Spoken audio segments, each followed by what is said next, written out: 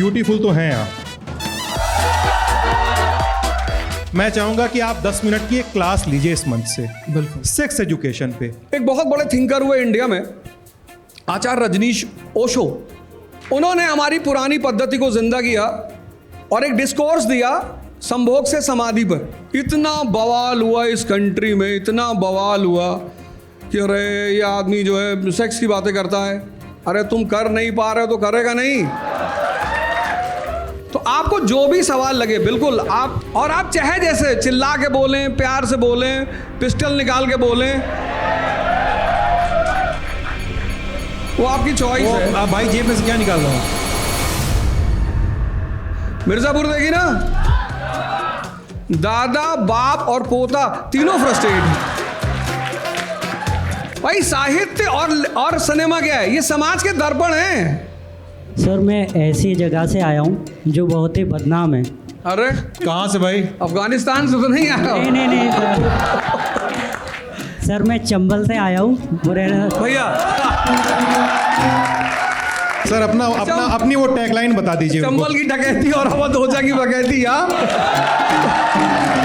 Consent की परिभाषा और कंसेंट को कैसे भांपा जाए। कंसेंट जो टर्म है उसमें मेल का तो मतलब ही नहीं है। कंसेंट टर्म जब भी आएगा वो फीमेल से ही आएगा। मुझे 50+ के आगे जो पुरुष हैं, मुझे उनके साथ या मुझे लगता है कि बहुत सी महिलाओं को गंदा एक्सपीरियंस रहा है। तो सेक्स एजुकेशन की भारत देश में प्यूबर्टी की एज के बाद सबको ज़रूरत है, और उस एजुकेशन के साथ जो दूसरी सबसे बड़ी ज़रूरत है वह है योग और मेडिटेशन।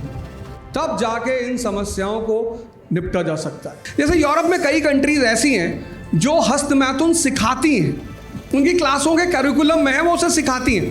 लेकिन सेंसोडेंट की प्रेजेंट्स ललन टॉप अड्डा, को powered by Technosport, itel, centre for sight, Haier, tourism partner Madhya Pradesh tourism, celebration partner Morpheus, dare to dream, SLS और पैराबेन गॉन, तो का करंट ऑन। What then? इसके पोटेशियम आयंस करी 2 का करंट गॉन, लाइव का current on. मैं इनकी एक बात से, कई सारी बातों से असहमत हो सकता हूं, लेकिन एक बात से मेरी सहमति है, ब्यूटीफुल तो हैं आप। मतलब एक शादी और कर सकते हैं। मैं इस पे क्या कहूं।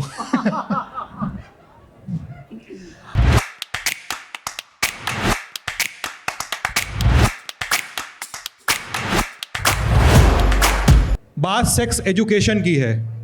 सेक्स एजुकेशन में केवल सेक्स क्रिया नहीं है, सेक्स से जुड़ी सारी बातें होंगी। तो अवध सर ऐसा करेंगे, हम लोग बातचीत शुरू करेंगे, और बातचीत के पहले मैं चाहूँगा कि आप 10 मिनट की एक क्लास लीजिए इस मंच से, बिल्कुल, सेक्स एजुकेशन पे। लेकिन उसके पहले मैं सोचा था इस जानकारी को आखिर के लिए बचा के रखूँगा, आइस ब्रेकर टाइप का, लेकिन अवध सर 25 तारीख यानी परसों अपने सारे स्टूडेंट्स को बहुत बड़ा गिफ्ट देने वाले हैं, भयानक बहुत बड़ा गिफ्ट। लल्लन टॉप क्विज में भी आपने बड़ा गिफ्ट नहीं जीता होगा, और वो अवध सर खुद ही बताएंगे। Thank you. तो सेक्स एजुकेशन पर आने से पहले एजुकेशन की बात कर लें। जानवर और इंसान, एक बहुत बड़ा जो डिफरेंस है, बहुत बड़ा, वो एक छोटे से शब्द का है। वो शब्द बड़ा प्यारा है। इंसान को बोलते हैं कि human being is a rational animal. ये शब्द सुना ना, रैशनल। अब इन जानवर को हम क्या करते हैं? ट्रेन करते हैं। सर्कस में बहुत सारे जानवर होते हैं, उनको हम ट्रेन करते हैं। जानवरों में एजुकेशन जैसी कोई चीज़ नहीं है। जानवरों में क्या है? ट्रेनिंग है। और इंसानों में क्या है? एजुकेशन है।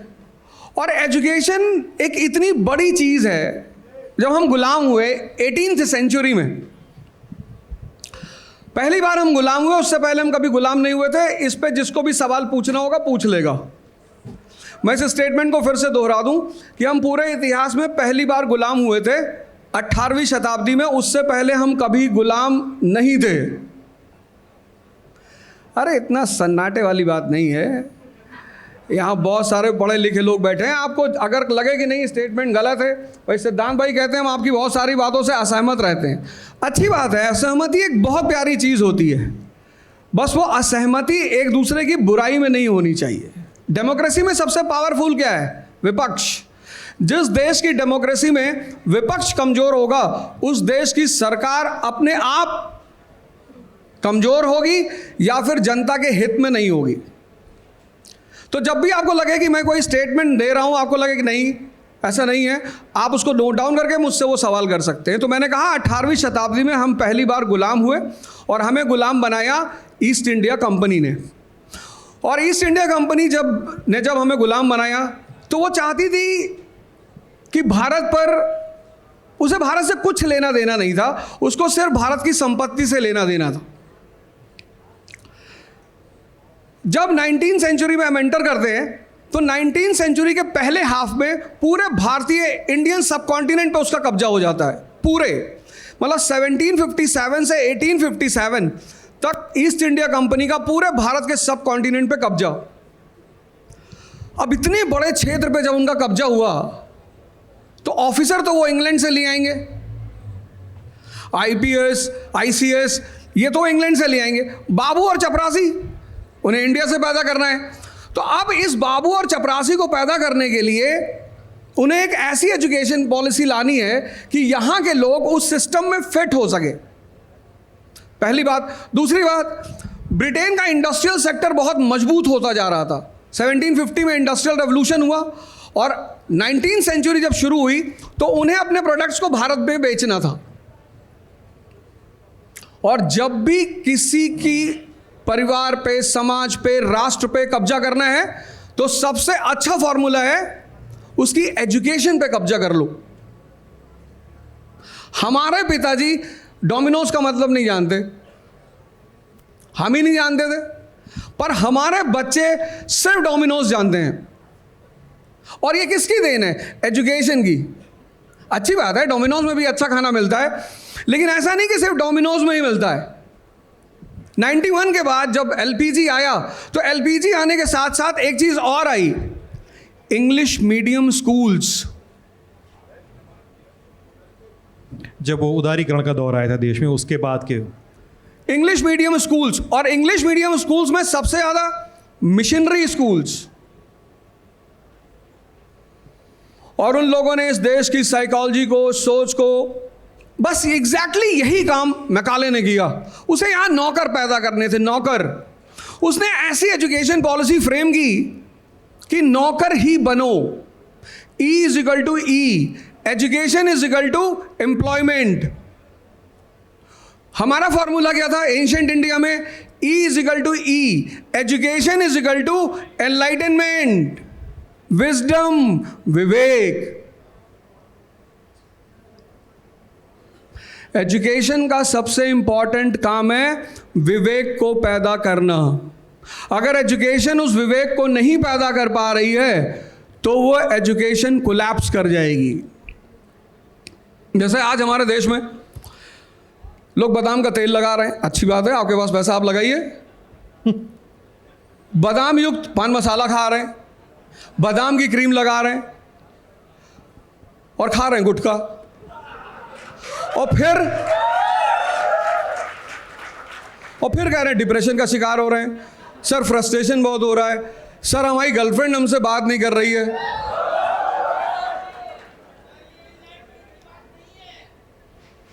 भाई बैठ जा यार, तुम्हारी सारी बात मतलब देखो, बात बाद में आएगी। तुम अपोजिशन के सांसद की तरह बिहेव मत करो। ये सरकार ऐसी नहीं है जो तुम्हारी आवाज को दबा दे। स्पीकर पार्लियामेंट का यहां बैठा हुआ हर व्यक्ति को समय दिया जाएगा और आप जो चाहे पूछ सकते हैं।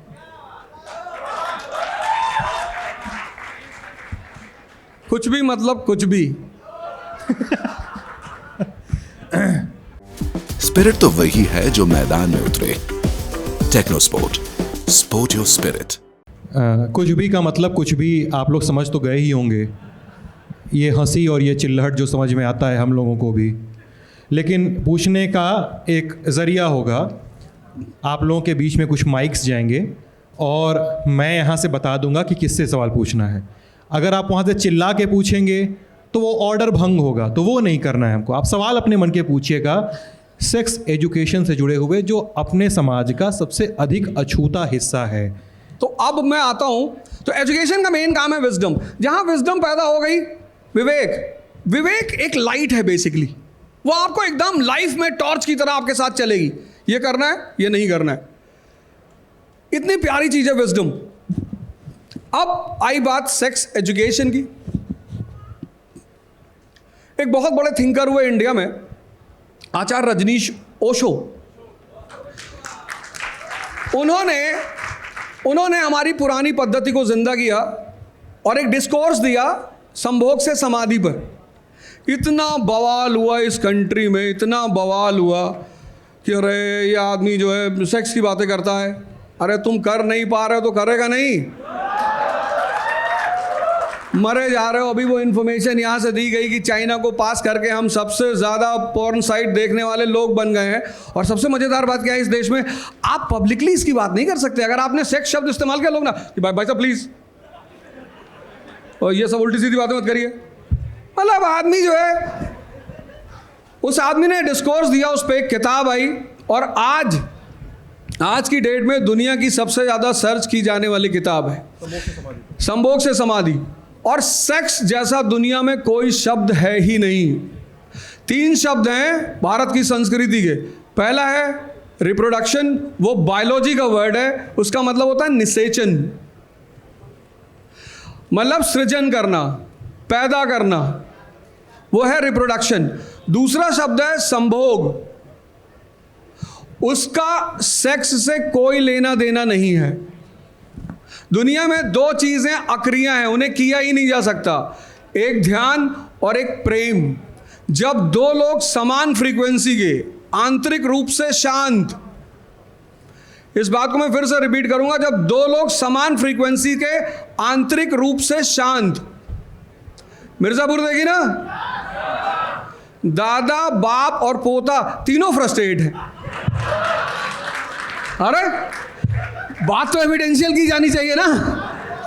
मिर्जापुर में दादा, मुन्ना भैया के बाबा, आज शायद वो भी आ रहे हैं, मुन्ना भी आ रहे हैं। मुन्ना भैया के बाबा अरबपति आदमी, बताओ, नौकरानी को पकड़ ले रहे हैं।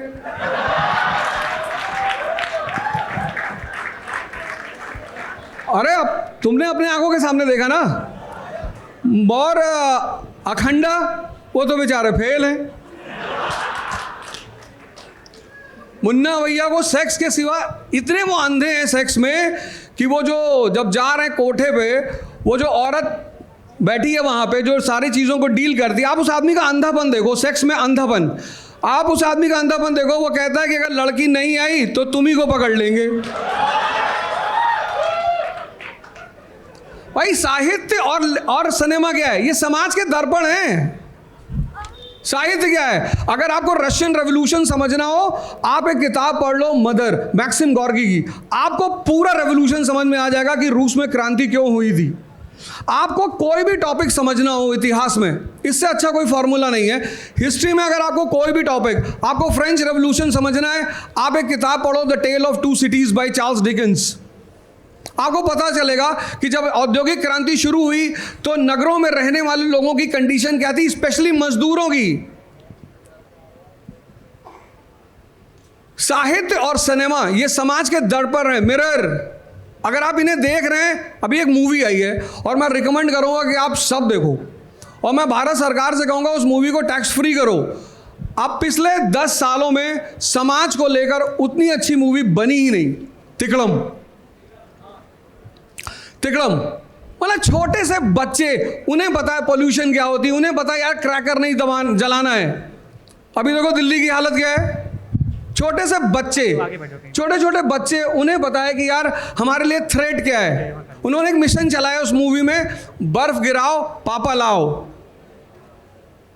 और एक मिशन भारत को भी चलाना पड़ेगा कि विवेक जगाओ, संसार बचाओ। पढ़ने से कुछ नहीं होता, विजडम। और उसी सीरीज में अगर तुम औरतों को भी देखो तो अगर उनकी सेक्स लाइफ देखो, जैसे उनकी सेक्स लाइफ है वैसे उनका जीवन भी है। क्या नाम है वो शूटर लेडी जो है, गोली वोली चलाती है, गोलू गुप्ता,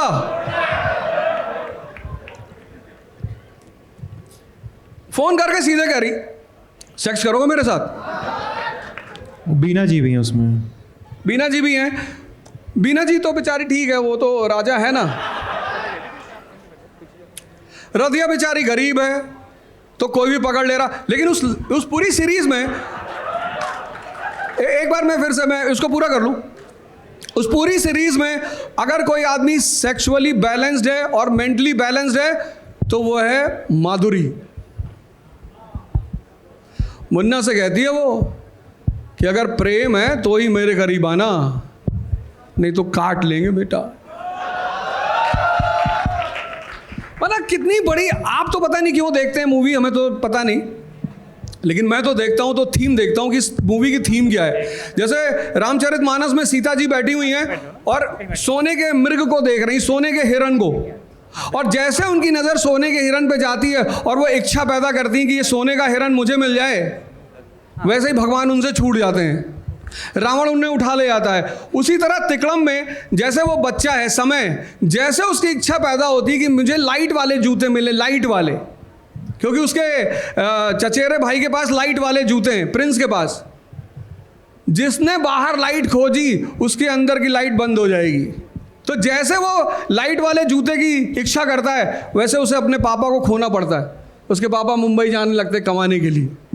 तो मूवी, लिटरेचर, तो आज हम दो मुद्दों पर बेसिकली चर्चा करेंगे। आप सवाल करो, मैं आपको जवाब दूंगा, एजुकेशन पर भी और सेक्स पर भी। तो आपको जो भी सवाल लगे बिल्कुल आप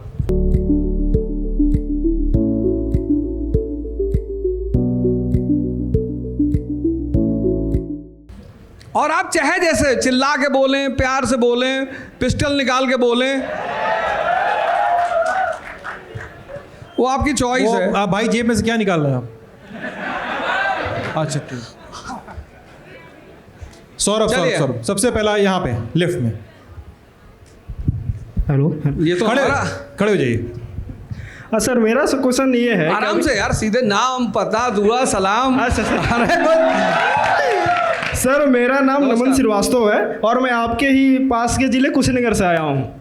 और मेरा क्वेश्चन आपसे ये है कि अभी रिसेंटली एक मूवी आई थी, ओ माई गॉड 2, जिसमें सेक्स एजुकेशन पे काफ़ी विस्तृत तरीके से बताया गया है। उसमें पंकज जो त्रिपाठी एक्टर है, उन्होंने ये बोला है कि इसे हर स्कूल में मतलब लागू कर देना चाहिए, पढ़ाना चाहिए। सर आपको क्या लगता है कि मतलब उसको लागू करना चाहिए नहीं करना चाहिए? क्योंकि सर क्लास 10th में सबसे पहले हम लोग पढ़ते हैं रिप्रोडक्शन, वही बच सब शर्मा जाते हैं कि अब तो वही रिप्रोडक्शन का चैप्टर रहा। तो सर आपको क्या लगता है इसमें कि पढ़ाना चाहिए नहीं पढ़ाना चाहिए? नहीं यार, एकदम पढ़ाना चाहिए। जो क्लास 10th की बात हो रही है, या तुमने कहा रिप्रोडक्शन का चैप्टर आया तो हम शर्मा गए, या हमारे साथ भी यही घटा था।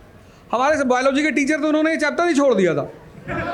वो ये कहते थे कि आप खुद से पढ़ लो, कहा जाता है। उन्होंने कहा था खुद से पढ़ो। मैंने जाके प्रिंसिपल से कहा था कि sir very important chapter.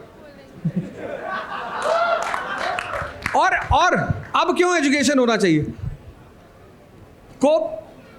Pro Covid, मतलब कोविड से पहले कि शायद कम लोगों के हाथ में मोबाइल था। अब नहीं पढ़ाओगे ना तो भी आदमी कहीं से भी इंफॉर्मेशन निकालेगा, और जो वो कहीं से निकालेगा उसमें 98% उसे गलत रास्ते पे ले जाएगा। तो आज भटकने की संभावना बहुत ज़्यादा है। तो इससे पहले कि समाज भटके, उसको उसके सही तरीकों से अवगत कराया जाए। जी, ये खुशी यहाँ पे सामने सफेद शर्ट।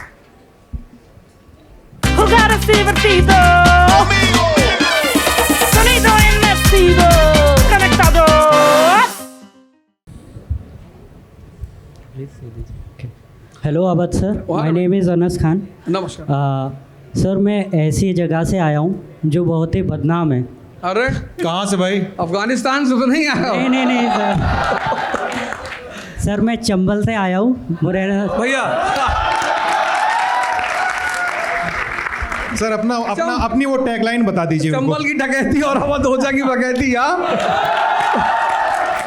सर लास्ट ईयर एक मूवी आई थी सर, 12th फेल, जो कि मेरे ही गांव से आई थी। लास्ट टाइम वो आई भी थी यहाँ, मैं उनसे नहीं मिल पाया। आपसे मुझे एक सजेशन लेना था सर।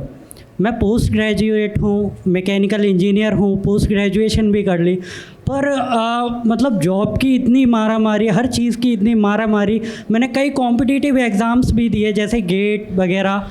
सर मैं अपने लक्ष्य को, टारगेट को पा नहीं पा रहा हूँ। अब मैं पीएचडी, क्योंकि मेरा इंटरेस्ट है उस चीज़ में, इसलिए मैं वो करता जा रहा हूँ, मुझे उससे कोई प्रॉब्लम नहीं है, बट मेरे हाथ में कुछ अभी लग नहीं पा रहा है।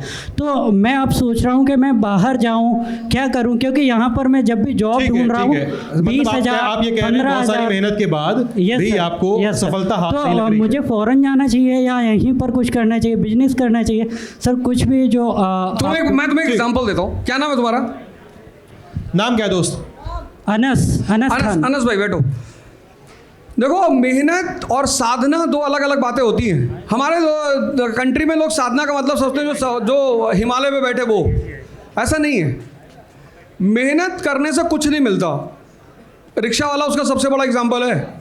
और जिसने अपने काम को साधना बना लिया, मतलब ध्यान डाल दिया उसमें, उसका एक बहुत बड़ा एग्जाम्पल है, बहुत बड़ा। अरे नहीं, वो सब नाम तो खैर बहुत बड़े बड़े नाम है, उससे भी बड़ा एक नाम है डॉली चाय वाला। मतलब आज का आदमी पता है क्या है? आज का आदमी एक बहुत छोटी सी बात भूल गया है। अगर तुम्हें अपने किसी भी काम में क्वालिटी डालना है, क्वालिटी, तो तुम्हें उसे बहुत ध्यान से करना पड़ेगा। जो किसी भी काम में क्वालिटी आती है ना, वो ध्यान से आती, मेहनत से नहीं आती। तो मेहनत प्लस ध्यान डेवलप्स क्वालिटी।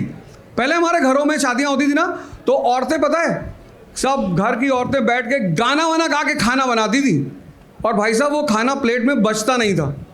और आज इतने बड़े बड़े होटलों को टेंडर मिलता है खाने का, और तुम किसी भी शादी में जाओ, तुमको 40-30% प्लेट्स ऐसी मिलेंगी जिसमें आधा खाना वैसा ही रखा होगा। क्यों?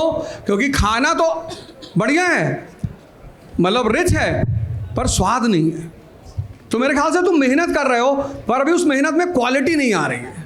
तो तुम अब एक काम करो, मेहनत के साथ एक और चीज़ ऐड कर लो, ध्यान। क्वालिटी आएगी, कहीं ना कहीं तुम्हें जगह जरूर मिलेगी, डेफिनेटली। सर मेरा एक सवाल है जो मुझे लगता है इस सेक्सुअल रिलेशनशिप को लेकर सबसे ज़रूरी सवाल है, जो हमारे देश में रोज़ समझाना चाहिए। सर मैं चाहता हूं कि आप अपने स्टूडेंट्स को जैसे समझाते होंगे वैसे इस जनता को समझाइए, हमें समझाइए कंसेंट की परिभाषा और कंसेंट को कैसे भांपा जाए, आंका जाए, उसका आकलन, उसकी समझाइश क्या होनी चाहिए। बिल्कुल। कंसेंट, अब सुप्रीम कोर्ट ने, हमारी जो जुडिशरी है, उसने कुछ चीज़ों को वैसे ही परमिशन दे रखी। उसमें से एक चीज़ है लिव इन रिलेशनशिप। और जब भी कंसेंट की बात आती है, एक वर्ड है कंसेंट, उसमें मेल का कुछ भी नहीं होता। Consent always comes from female. Consent जो टर्म है उसमें मेल का तो मतलब ही नहीं है। कंसेंट टर्म जब भी आएगा वो फीमेल से ही आएगा। और फीमेल कंसेंट के लिए बहुत सारे लोग इस देश में, मैंने देखा कि इस देश का आदमी नाटक बहुत करता है। हम बहुत अच्छे हैं, हम सिगरेट नहीं पीते।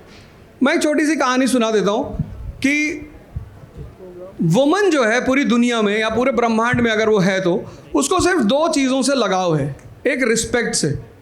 आप औरत को अगर इज्जत दोगे तो वो आपको लाख गुना ज़्यादा देगी। लेकिन मैं एक छोटा सा एग्जांपल भी देता हूँ उसके साथ। मेरी आदत है ऐसे क्लास में भी पढ़ाना, एग्जांपल देके। लेकिन वो इज्जत ताकत किससे जुड़ी हुई हो। अगर आप भिखमंगे होके दे रहे हो तो आप खत्म हो। आपकी इज्जत ताकत से। आप अगर अपनी गर्लफ्रेंड का मोबाइल चेक करते हैं तो आप मरे हुए इंसान हैं। अगर आप अपनी गर्लफ्रेंड से ये पूछते हैं कि तुम 2 दिन कहाँ थी, तो तुम्हें हिमालय चले जाना चाहिए। क्योंकि जहां ताकत है वहां डिवोशन है। मैं एक छोटा सा एग्जांपल देता हूं। एक मूवी आई थी मुकद्दर का सिकंदर, अमिताभ बच्चन, विनोद खन्ना की। उसमें अमिताभ साहब एक नाचने वाले की कोठे पे जाते हैं और वहाँ बड़ा प्यारा सा गाना फिल्माया जा रहा होता है, सलामे इश्क मेरी जान जरा कबूल कर ले। और जब आधा गाना वो गाती है, रेखा गाती हैं, और फिर अमिताभ बच्चन साहब गाते हैं। उस गाने में एक लाइन है और वहीं से रेखा को अमिताभ बच्चन से प्रेम होता है। लाइन ये है, वो कहते हैं कि इसके आगे की अब दास्तां मुझसे सुन के तेरी नज़र डबडबा जाएगी, और बात दिल की जो अब तक तेरे दिल में थी, मेरा दावा है ओठों पे आ जाएगी। ये लाइन इंपॉर्टेंट नहीं, अगली लाइन में कहते हैं तू मसीहा मोहब्बत के मारों का है। मसीहा भगवान, यहाँ लोग अपनी पत्नी से, औरतों से झगड़ा करते हैं, उसको गाली देते हैं, प्रोस्टिट्यूट बोलते हैं उसको, और वो आदमी उस नाचने वाली को मसीहा बोल रहा है। तो रिस्पेक्ट और ताकत जहां भी है, भाई समुद्र मंथन से लक्ष्मी जी निकली और देवता और असुर दोनों लाइन में बैठे हुए थे कि साहब हमें शादी करना है, पर वरमाला उन्होंने डाली विष्णु जी के गले में। तो जहां भी सम्मान है और शक्ति है, वहां स्त्री का कंसेंट होगा और स्त्री का ही कंसेंट माना जाएगा। आप ये जो नकली दिल उल लेके टहलते हो ना, 14 फरवरी को एक बार मैं मेट्रो में पहले की बात है, एक भाई साहब दिल उल लिए थे, तो मुझे देख के हंसी आ गई। मैंने कहा कितने का लिए? बोले तुमसे मतलब। अबे मैंने कहा अगले उस पर छीन लेंगे। ऐसे कैसे छीन लोगे? मैंने कहा ऐसे मतलब दिल यहाँ होना चाहिए, यहाँ। बाहर लिए जा रहे हो भिखमंगे की तरह, 3 चांटा मारेंगे और आसिफ को बुलाएंगे चंबल से, क्या नाम है तुम्हारा? अनस। तो कंसेंट जरूरी है, पर और महिला की जरूरी है, और पुरुष अगर महिला कंसेंट दे रही है, लेकिन हाँ फिर अब पुरुष की बारी आती है। ऐसा नहीं कि सब आपको हर आदमी कंसेंट दे रहा है, आप दस्तखत किए जा रहे हो हर फाइल पे।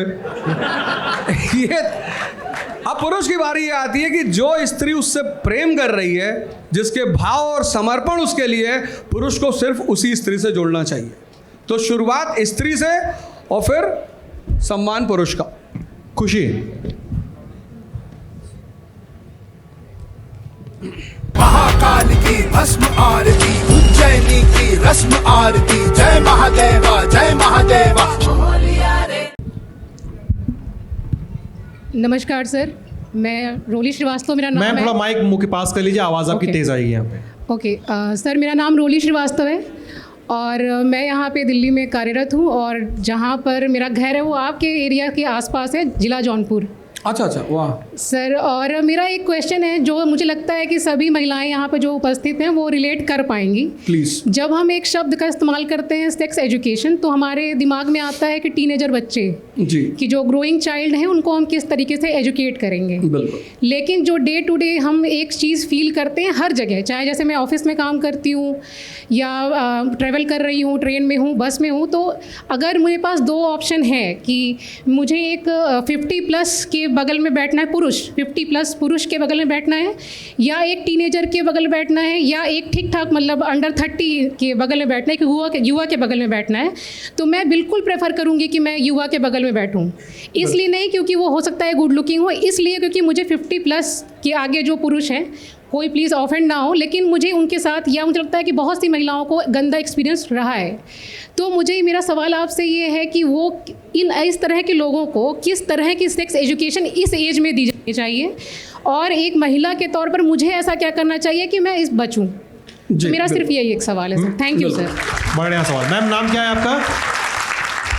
सर रोली श्रीवास्तव। रोली श्रीवास्तव। मैं रोली जी के सवाल में एक कुछल्ला और जोड़ देता हूँ। बहुत सारी एयरलाइंस में आप फ्लाइट बुक करिए तो महिलाओं को ये सुविधा दिए कि आप अपनी सीट कहाँ चूज़ करेंगी, कि आपके बगल में कोई पुरुष है या नहीं, इस तरह की भी सुविधाएं देना शुरू किया। उसको सुविधा कहा जाए ना कहा जाए ये अलग बहस है। अब इसके साथ बताइए सर। एक्चुअली महिलाओं का जो सेंस ऑफ टच होता है वो बहुत हाई होता है। सेंस ऑफ टच का मतलब ये है कि जब आप उनसे मिलते हैं, जैसे एक महिला है, वो किसी भी बच्चे को उठाकर गले से लगा लेगी, बच्चे को, लेकिन बड़ों से गले मिलने में उसको ऐतराज़ होगा, क्योंकि उसको फीलिंग जो होती है ना, फीलिंग, आपकी टच के साथ एक फ्लो होता है, वो होता है फीलिंग का फ्लो। जैसे आप किसी से मिलते हो, गले मिलते हो, तो आपको पता चल जाता है कि ये भाव से मिल रहा है या प्रोफेशनली मिल रहा है। तो महिलाओं की जो वो फीलिंग ऑफ टच है वो बहुत हाई होती है। इसलिए आजकल स्कूलों में हम बच्चों को एक चीज़ सिखाते हैं, good touch and bad touch, उसकी ट्रेनिंग दी जाती है। तो सेक्स एजुकेशन की एज इट इज़ कोई उम्र नहीं है। हाँ, उसे नर्सरी में नहीं दिया जाना चाहिए। जहाँ से एज ऑफ प्यूबर्टी शुरू होती है, एजुकेशन वहीं से शुरू होनी चाहिए और 100 तक देनी चाहिए। क्योंकि जिसके भी जीवन में, ये लाइन बहुत इंपॉर्टेंट है, जिसके भी जीवन में ये जो सेक्स का डिप्रेशन है, फ्रस्ट्रेशन है, मैंने बहुत लोगों को सुना बहुत लोगों ने, हमारे यहाँ बहुत अच्छे अच्छे डॉक्टर्स हैं, बहुत पढ़ कर आए हैं, और वो अपनी एजुकेशन को इम्पार्ट करते हैं, बताते हैं, तो कभी कभी कुछ चीज़ें होती हैं जो किसी स्पेसिफिक कल्चर से जुड़ी होती हैं, ज्योग्राफी से जुड़ी होती हैं। जैसे यूरोप में कई कंट्रीज़ ऐसी हैं जो हस्तमैथुन सिखाती हैं, उनकी क्लासों के करिकुलम में है, वो उसे सिखाती हैं। लेकिन अगर आप यूरोप की इकॉनमी देखो, उनका कल्चर देखो, वहाँ जैसे ही लड़का 15 साल का हुआ, माँ बाप कहते हैं भाई अब तू जा बाहर कमा, और जैसे तुझे रहना वैसे रहे। तो वहाँ पर क्या है, यूरोप के जो समाज हैं, जैसे स्वीडन जैसी जो कंट्रियाँ हैं, मैंने स्वीडन देखा, बहुत सारी कंट्रीज़ देखा, वहाँ पे इकोनॉमी का जो लेवल है, प्रॉस्पेरिटी का लेवल बहुत अच्छा है। तो समाज में डिप्रेशन बहुत कम है। तो चूंकि डिप्रेशन बहुत कम है, तो सेक्स और नशा के प्रति इन्फैचुएशन भी बहुत कम है। लेकिन भारत जैसे देश में जहाँ यहाँ डिप्रेशन बहुत ज़्यादा है, उसकी वजह ये है, अभी जैसे अनस ने कहा कि मैंने इतनी परीक्षाएं दे डाली, हमारे सामने एक लाइव एग्जाम्पल है अनस, इसने कहा मैंने इतनी परीक्षाएं दे डाली, मेरा कहीं कुछ सिलेक्शन नहीं हो रहा है, मैं मेहनत किए जा रहा हूँ। अब अगर ये लड़का 2 साल और मेहनत करे तो एक मेंटल ब्रेकडाउन की स्थिति में आएगा ही आएगा। और जैसे ही मेंटल ब्रेकडाउन की स्थिति में कोई भी व्यक्ति आएगा, उसका सबसे पहला जो आकर्षण होगा वो नशे की तरफ होगा और दूसरा सेक्स की तरफ होगा। तो जिन कंट्रीज में, पाकिस्तान सबसे बड़ा एग्जाम्पल, महिलाएं शाम के बाद वहाँ निकलती ही नहीं। बांग्लादेश एग्जाम्पल, जिन कंट्रीज में पॉवर्टी लेवल हाई है, डिप्रेशन लेवल हाई है, डिससेटिस्फैक्शन लेवल हाई है, वहाँ पर सेक्स क्राइम्स भी हाई है, मोलेस्टेशन भी हाई है। ये एक साइकोलॉजिकल इशू है। ये जो अभी आपने, रोली जी ने आपने मुझे बताया, ये एक साइकोलॉजिकल इशू है। जो आदमी अंदर से मस्त है, अंदर से शांत, पिन ड्रॉप साइलेंस, उसे बाहर से कोई शांति चाहिए ही नहीं। तभी तो मैंने आपसे कहा, मैंने शुरुआत की कि विवेक को जन्म दे लो, विवेक पैदा कर लो। अगर आप चाहते हो कि आपके जीवन से ये सारी कुरीतियां मिट जाएं, नशा गायब हो जाए, तो कोई रिहैबिलिटेशन सेंटर काम नहीं आएगा। जब तक आप अंदर से शांत नहीं होगे, तब तक आप बाहर से शांत कभी नहीं होगे। तो सेक्स एजुकेशन की भारत देश में प्यूबर्टी की एज के बाद सबको ज़रूरत है, और उस एजुकेशन के साथ जो दूसरी सबसे बड़ी ज़रूरत है वह है योग और मेडिटेशन। तब जाके इन समस्याओं को निपटा जा सकता है। आखिरी एक सवाल यहाँ से लेंगे, यहाँ से पीछे से सौरभ, वो हाथ उठाए, पीछे पीछे पीछे पीछे पीछे, उधर देखिए, उनसे एक सवाल लेंगे, आखिरी सवाल है, प्लीज़ छोटा सवाल सर, हमारे पास समय कम है। राम राम सर जी, मेरा नाम मंजीत है, मैं हरियाणा में का रहने वाला हूँ। तो छोटा है और मोटा सवाल है वो। हाँ हाँ, कोई नहीं। आजकल रेप बहुत ज़्यादा हो, बलात्कार, छोटी छोटी बच्चियां ने ना देखते कि क्या कारण है, वो इतनी क्या अवस होगी कि 6 महीने की लड़की ने भी ना देखते, भाई बूढ़ी औरत ने भी ना देखते, 60 साल की हो, 30 साल की हो, इतनी भी क्या अवस होगी। अरे तुम इंसान की बात कर रहे हो। पाकिस्तान के एक अधिकारी, सैन्य अधिकारी, उन्होंने किसी प्रांत की चर्चा की, कहा वहाँ बकरियों के साथ रेप होता है। नहीं, हमें अपनी इंडिया से बाहर क्यों जाए, इंडिया में ही रह के देख सकते हैं हम। 12 साल या आज से 10-12 साल पहले दिल्ली का ही देख लो, यामिनी थी, कौन थी, दामिनी, उसका देख लो, हर 6 महीने में 3 महीने में बड़े से बड़ा केस आ जाता, 6 महीने की लड़की के साथ हुआ, साल भर की लड़की के, और रेप करने के बाद उसको जला देते हैं, काट देते हैं। हाँ, ऐसा क्यों हो रहा है? हाँ, अभी राजस्थान में ही एक बच्चे को, उसके माँ बाप को भी सजा हुई, उस लड़के को भी सजा हुई। उसने अपनी सगी बहन, 9 साल की बहन थी, और लड़का 15 साल का था, और ब्लू फिल्म देख रहा था। काम, क्रोध, लोभ, मोह, ये 4 ऐसी चीजें हैं जो आपके दिमाग पे पर्दा डाल देती हैं, अंधा कर देती हैं आपको। इसीलिए एक शब्द है कामांधता। ऐसा कोई दुनिया में महावीर नहीं है, शक्तिशाली पुरुष नहीं है, जिसने, मैंने कहीं सुना था, किसी लड़के ने पूछा था कि भाई, किसी डॉक्टर साहब से पूछा था, शायद यही पूछा था कि भाई कितना बार हस्तमैथुन करना चाहिए। ऐसा कोई आदमी नहीं है जिसको करने के बाद ग्लानि ना हुई हो, लेकिन आवेश, काम जो है ना उसको कहा जाता है कामांधता। ये 4 चीजें हैं जो आंख पे पर्दा डालती। वो लड़का BF देख रहा था, ब्लू फिल्म देख रहा था, और अब एक तो वैसे ही दिशा भ्रमित है देश, युवा भ्रमित है ज़्यादातर, उस पे से वो BF देख रहा था, और BF देखने के बाद अपनी 9 साल की बहन को रेप किया उसने और मार डाला। अभी 1 महीने पहले की न्यूज़ है ये, और फास्ट ट्रैक कोर्ट ने, राजस्थान का केस है, अब चूंकि अपना बेटा, तो माँ बाप ने क्या किया, उस लड़की की बॉडी को सेफली डिपोज कर दिया, पर वो पकड़े गए। तो लड़के को माइनर में आता था, फिर भी उसको सजा दी, आउट ऑफ लॉ सजा दी कि हैंग टिल डेथ, और माँ बाप को 10-10 साल की सजा दी कि तुमने इसे बचाने की कोशिश की। तो जब तक, मैं सारी मर्ज का एक दवा बता रहा हूं, ये ऐसा देश है, लास्ट बात जो मैं आपसे कह रहा हूं, ये ऐसा देश है जहां पर महान लोग तो महान हुए ही, जहां डाकू लोगों को भी जब दिशा मिल गई, वाल्मीकि जैसे लोग, अंगुलीमाल जैसे लोग, मैं आप सबसे सादर निवेदन कर रहा हूं कि आप सब किसी ना किसी गुरु से जुड़ने की कोशिश करो। ये देश ध्यान और योग का देश है, और अपने इस आंख को खोलने की कोशिश करो, यानी विजडम को पैदा करने की कोशिश करो। शुरुआत में थोड़ा सा कष्ट है, लेकिन उसके बाद आपको बहुत आनंद आएगा और बहुत मजा आएगा। अगर आप इस रास्ते पर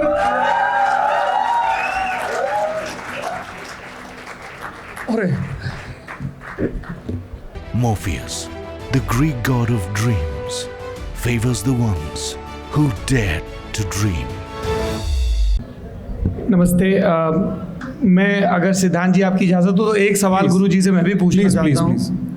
ये स्पॉन्सर्स वाला सवाल है। हाँ, कोई नहीं। तो वो मार्केटिंग वाले बार बार कहते हैं कि ये सवाल ज़रूर पूछ लीजिएगा, बता दीजिएगा, पूछ लिया है। उसमें एक लाइन बोलनी होती है, डेयर टू ड्रीम। अब ये तो हम सबको पता है कि अवध ओझा जी का ड्रीम है संसद पहुंचना। पिछली बातचीत से ऐसा लग रहा था कि कांग्रेस आपने अब ज्वाइन की या तब ज्वाइन की, राहुल गांधी की आप बड़ी तारीफ कर गए थे, नरेंद्र मोदी को लगभग चुका हुआ बता दिया था, लेकिन महाराष्ट्र में नतीजे आए हैं, बीजेपी झमक के जीती है, पर झारखंड मुक्ति मोर्चा और कांग्रेस भी जीती है। तो अब इन नए हालात में गुरुजी का स्टैंड बदला है या अभी भी वही कायम है? 435 रन बनाया था ऑस्ट्रेलिया ने, रिकी पॉन्टिंग ने, और हम हैं साउथ अफ्रीका वाले, चेस करके मारेंगे, 438 रन बनाएंगे। ये संदेश भाजपा के लिए है कि कांग्रेस के लिए है? नहीं, जो सवाल था उसका जवाब है, किसी के जीतने हारने से कुछ नहीं होता, कौन आपसे प्रेम से मिल रहा है। हाँ। अब ऐसे तो भगवान कृष्ण चले गए होते दुर्योधन के साथ, लेकिन अर्जुन का जो प्रेम है, लव, गुरुजी लव के भूखे हैं। अच्छा, तो लेकिन सर ड्रीम है क्या? सबसे बड़ा ड्रीम अवध ओझा का, एक तो हमने सुना था एक रील में कि 1000 करोड़ रुपए कमाना है। 1 लाख करोड़ की बात। 1 लाख करोड़। पर ड्रीम क्या है सबसे बड़ा ड्रीम जो आपको लग रहा है तो बहुत बड़ा ड्रीम है? नहीं, उसकी मैं कभी किसी दिन और चर्चा करूंगा। और अच्छा प्लीज। नहीं भाई साहब, समय की मर्यादा है, आप लोग बैठ जाइए। कोई नहीं कोई नहीं। जरा एक बार फिर से गुरुजी के सम्मान में तालियां बजा दीजिए।